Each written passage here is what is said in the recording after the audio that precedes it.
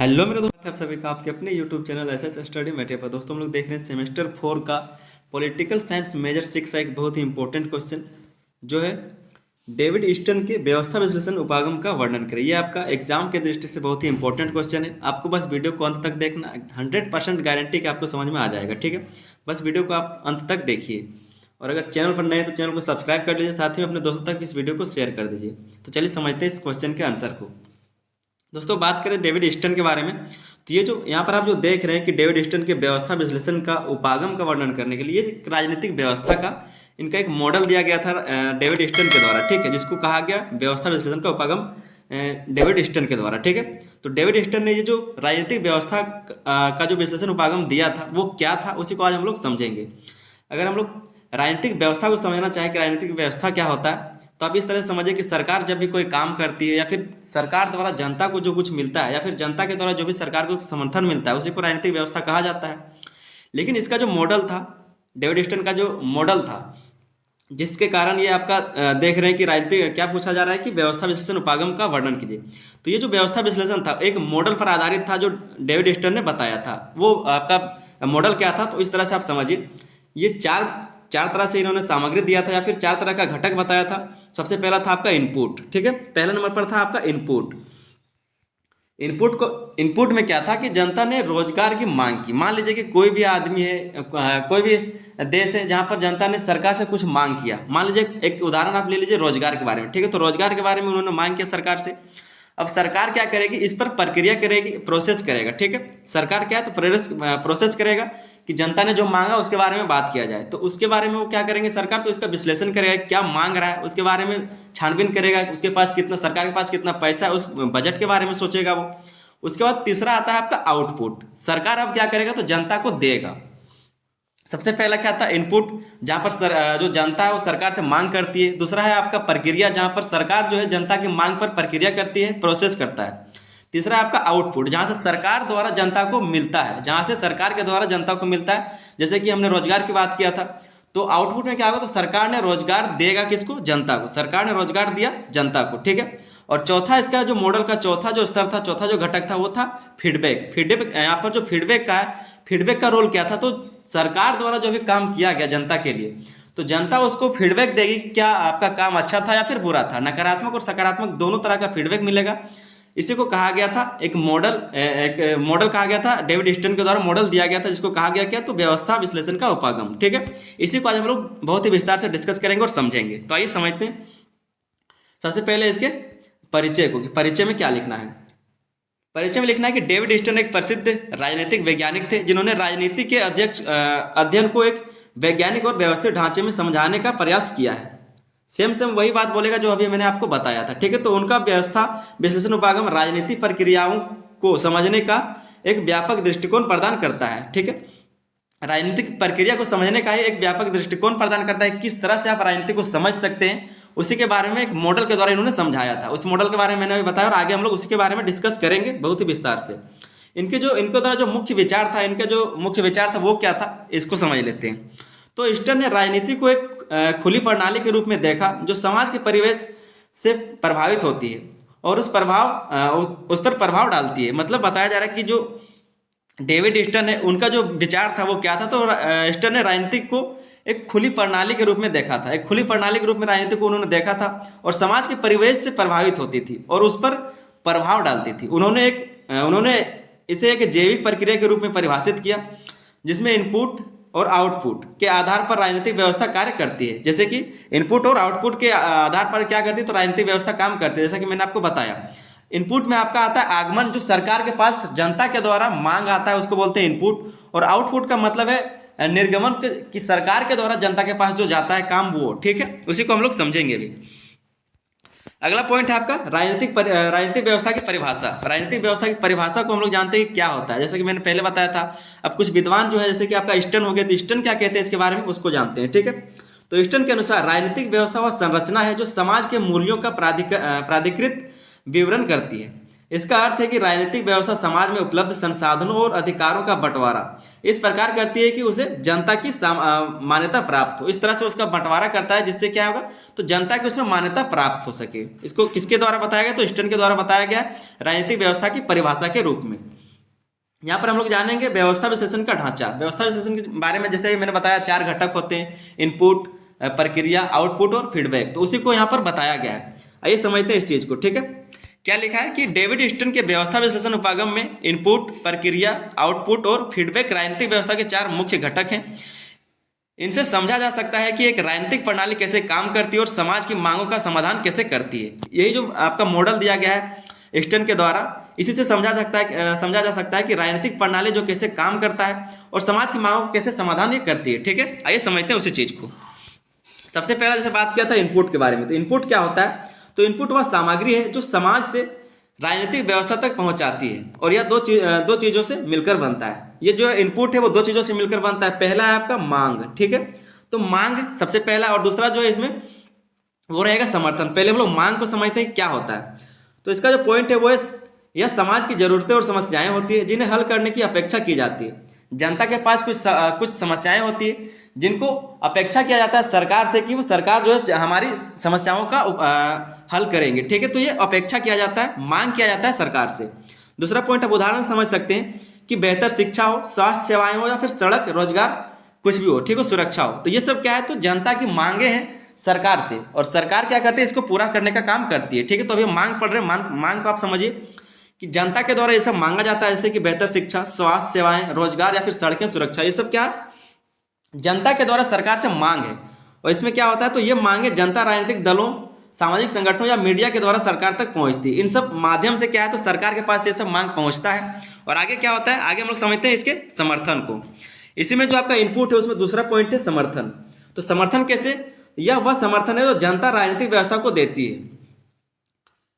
समर्थन वैधता, करों का भुगतान और सरकार के प्रति विश्वास के रूप में हो सकता है। अगला पॉइंट है कि अगर समर्थन कम होता है तो राजनीतिक व्यवस्था संकट में आ सकती है। समर्थन किस तरह से? कि कर के द्वारा या फिर जनता के द्वारा जब सरकार को समर्थन मिलता है किसी भी तरह से, उसको समर्थन कहा जाता है, ठीक है। जैसे कि आपका इनपुट में पहले आपने देखा कि जो जनता सरकार से मांग करती है, उसमें आपने देखा पहला मांग और दूसरा है समर्थन। तो मांग में आप जो सरकार को मांगते हैं वो हो गया आपका मांग, और जो उसके बाद जब आप सरकार का समर्थन करते, चाहे आप उसको टैक्स देके करें या फिर अपने विश्वास से उसको विश्वास दिलाएं कि हम आपके ऊपर विश्वास करते हैं, हम आपको जिताए हैं, इस तरह से आप उसका समर्थन करते हैं, तो ये क्या हुआ? आपका समर्थन हुआ।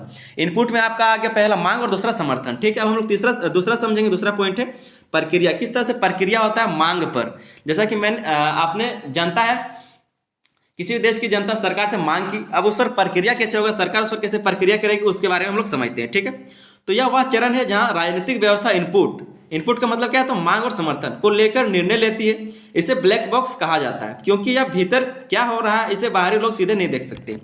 देखिए, कहीं पर किसी भी देश में जनता सरकार से कोई भी मांग करती है तो सरकार जो है उसके ऊपर विश्लेषण करती है, चीज़ों के ऊपर विश्लेषण करती है, सोचती समझती है, बजट को देखती है, उसके बाद जाके फैसला लेती है। तो डायरेक्ट कोई भी लोग जो हम लोग उस चीज़ को नहीं देख पाते, क्योंकि ये सब कहाँ होता है? तो सरकार के भवन में होता है, संसद भवन में वगैरह वगैरह में सब कुछ होता है, ये सब काम वहाँ पर होता है।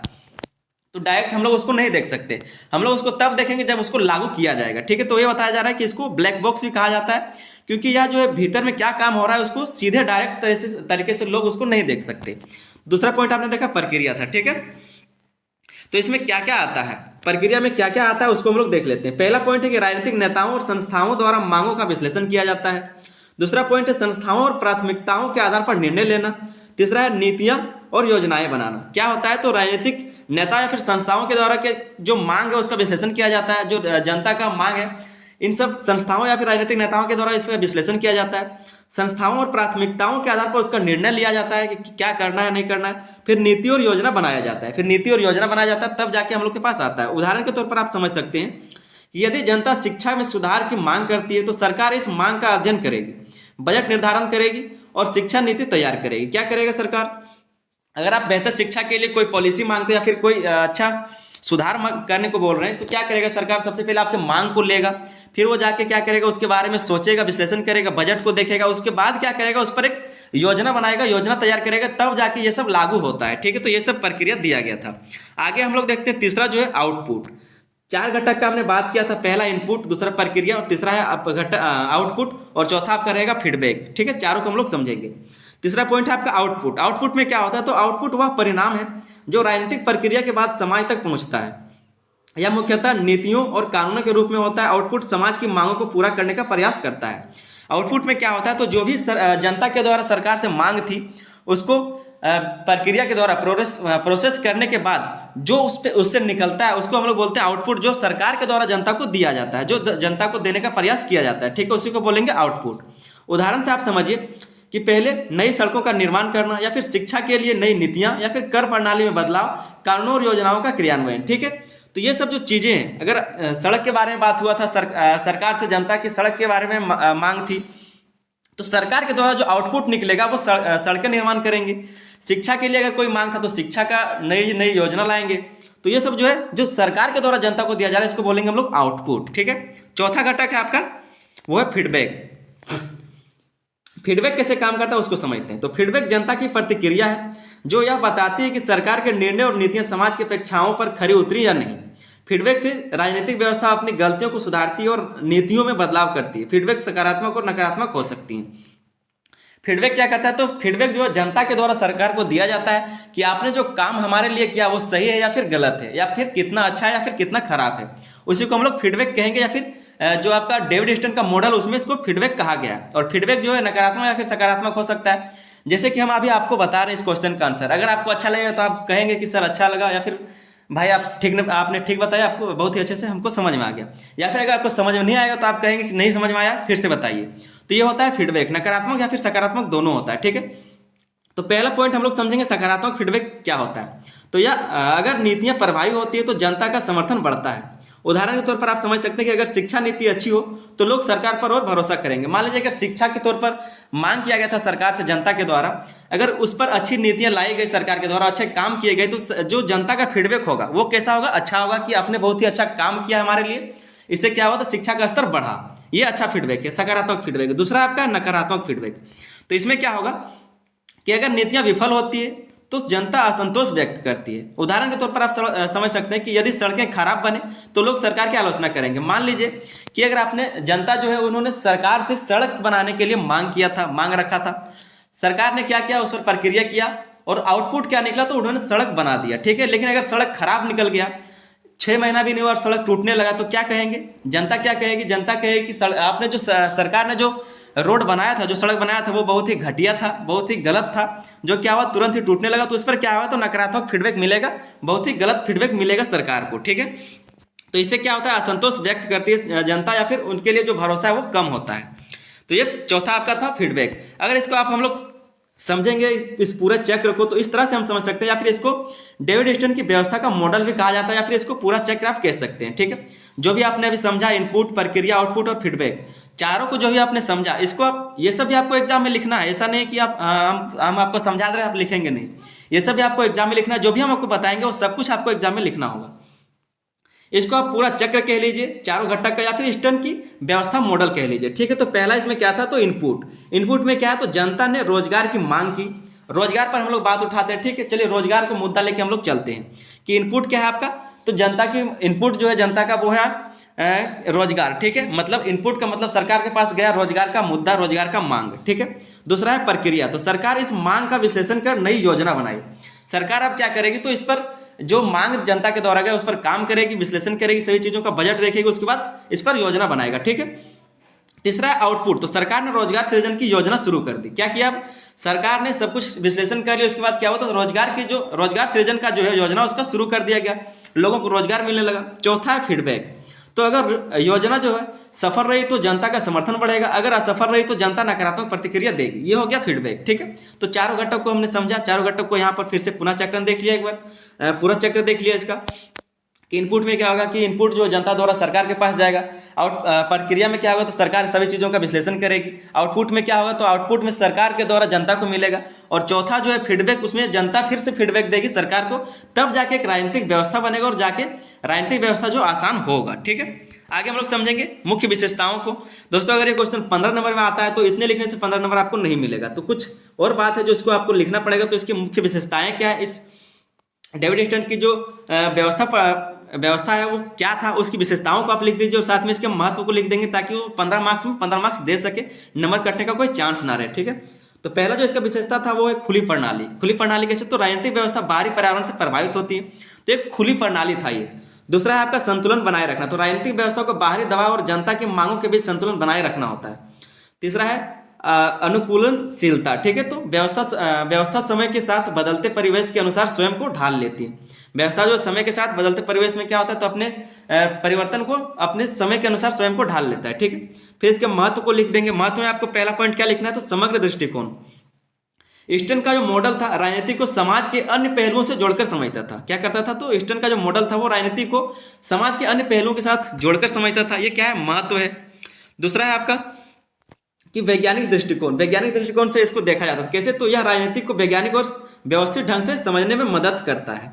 तीसरा है आपका प्रभावशीलता। तो यह अध्ययन करता है कि राजनीतिक व्यवस्था कैसे जनता की आवश्यकताओं का उत्तर देती है, ठीक है। उसके बाद दोस्तों निष्कर्ष को हम लोग जरूर लिखेंगे। निष्कर्ष में आपको सेम वही लिखना है जो आपने पढ़ा। निष्कर्ष में आपको क्या लिखना है, तो डेविड ईस्टर्न का व्यवस्था विश्लेषण उपागम राजनीति को व्यवस्थित और राजनीतिक तरीके से समझाने का एक प्रभावी उपकरण है। एक उपकरण की तरह यह काम करता है। जो भी आपने देखा इनपुट, प्रक्रिया, आउटपुट और फीडबैक, ये जो है जो घटक है ये करता है, ये एक उपकरण की तरह काम करता है। किसको समझने में, तो राजनीति को समझने में, राजनीतिक व्यवस्था को समझने में। यह राजनीतिक प्रक्रिया को इनपुट, आउटपुट और फीडबैक के माध्यम से व्याख्या करता है, जिससे यह समझने में मदद मिलती है कि एक राजनीतिक व्यवस्था कैसे काम करती है और बदलते परिवेश में संतुलन बनाए रखती है, ठीक है। तो ये निष्कर्ष था। उम्मीद करते हैं कि बहुत ही अच्छे से आपको समझ में आएगा, कहीं भी कोई डाउट नहीं होगा। अगर कोई डाउट रह गया है तो कमेंट आप जो है कमेंट सेक्शन जो है पूरा खाली है, आप उसको भर सकते हैं। हम सभी कमेंट्स का जो है रिप्लाई करते हैं, रिप्लाई आपका भी करेंगे। कोई भी डाउट रहेगा सब कुछ रिप्लाई करेंगे। और अगर वीडियो अच्छा लगा तो एक लाइक जरूर कर दीजिएगा, साथ में एक सब्सक्राइब जरूर कर दीजिएगा। चलिए मिलते हैं अगले वीडियो में, तब तक के लिए धन्यवाद। जय हिंद।